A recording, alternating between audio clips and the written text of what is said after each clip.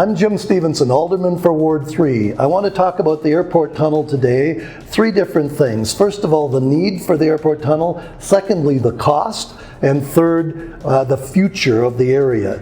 What I have here is a funnel. This funnel shows that if you put liquid in here, it doesn't matter where that liquid comes from a thimble, from a cup, from a tanker truck, it's all going to be fed through here, through this little neck. We have here a funnel with the airport tunnel right here.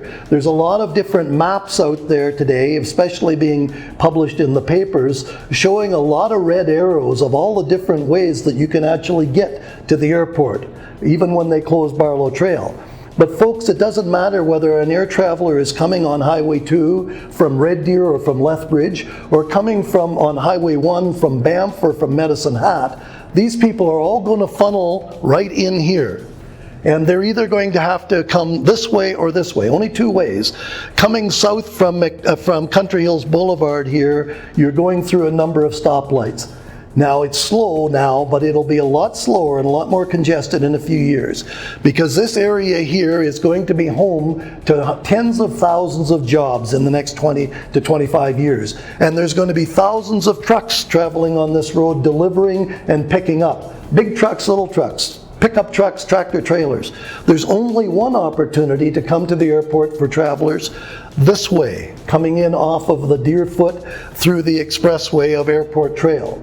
That'll be the only way to get there. Now, we know the airport is doubling in size. Right now, they're into an expansion. We also know that air travelers are going to triple in the next 20 years, as is air cargo going to triple.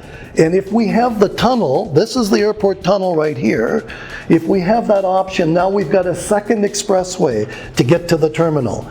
This is an expressway that'll come right out here to Stony Trail. Right? So if we have that option there, then of course we allow people to come from all different areas through that way, but we also allow for the option of the LRT in the future, BRT immediately, rapid transit right now with buses, and then an LRT through there. Now let's talk about the cost. The cost of this airport tunnel, if we do it in a cut and cover method, what that means is we dig a trench right now, we build the structure, we cover it over and build the runway over top. If we do that, the cost is estimated, even according to the city's own report, it's estimated at $150 to $200 million. Now we have estimates coming in as low as 75 or 80, but let's say that it's $150 to $200 million.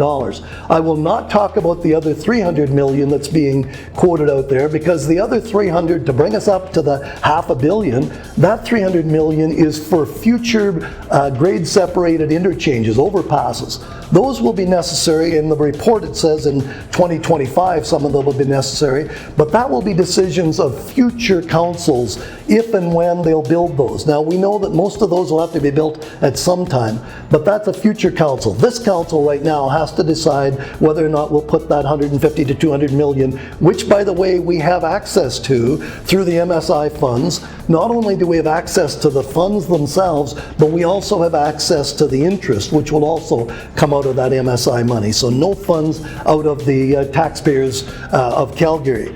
If we do not do this tunnel, folks, then we have to upgrade here. This report says an extra $350 million in upgrades.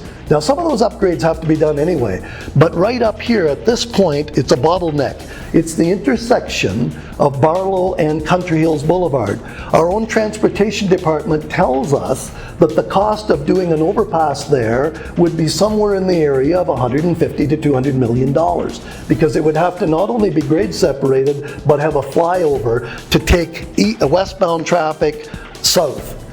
That cost would only be necessary if we don't build the tunnel, because that interchange it's not necessary if the tunnel's there. So really we have a wash situation, $150 to $200 million for a temporary thing, or to build the tunnel right now through a cut and cover method.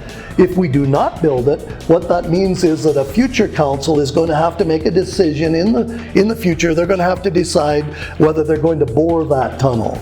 The boring cost is somewhere between $1 billion to $1.5 billion, even at today's prices, let alone down the road 20 years. At that point, council will have to say, Are we going to build this, or are we going to shut down development and just live with the congestion? That'll be their decision. Our decision is take the money that we know is available right now and build it right now. Let me talk now about the future. We know that this area right here on the east side of the airport is going to be home to another population somewhere the size of the city of Red Deer, both inside and outside the city boundaries. That's going to take place in the next 20 to 25 years. We also know that the AVPA, which is the Airport Vicinity Protection Area, is going to be the home to tens of thousands of jobs. This will be one of the 3 big employment areas in the city. We have got the downtown area, we've got the Foothills Industrial, and we have this whole AVPA area. So we're going to have an inner city airport. There's already somewhere in the area of 18,000 people working in the area of the airport. But imagine how many there's going to be when we develop these thousands of acres with employment opportunities. How are these people going to get there? The tunnel will give them the option not only of being able to take their car, but it'll also be able to connect them to the Northeast LRT. The Northeast LRT is coming right up to here already, so it would not be a big jump to have a rapid transit bus running back and forth there, and then very easy for us to connect by LRT into the terminal. That would not be possible without the tunnel, folks. We need to plan for this growth, not wait and react to the growth.